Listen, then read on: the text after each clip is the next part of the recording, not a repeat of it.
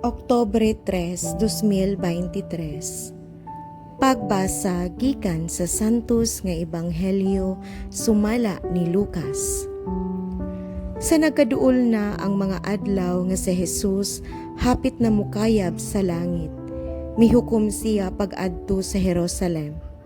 Mipadala siya og mga sinugo nga naguna kaniya ug nangadto sila sa usa ka balangay sa Samaria aron pag-andam sa tanan alang kaniya. Apan nagdumili ang mga tao didto sa pagdawat kaniya kay dayagman nga nagpadulong siya sa Jerusalem.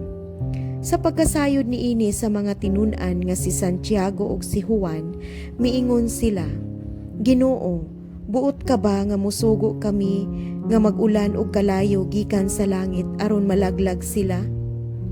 Si Jesus milingi ug gibadlong sila ug mipadayon sila paglakaw ngadto sa laing balangay. Ang Ebanghelyo sa Ginoo. Daygon ko ikaw, O Kristo.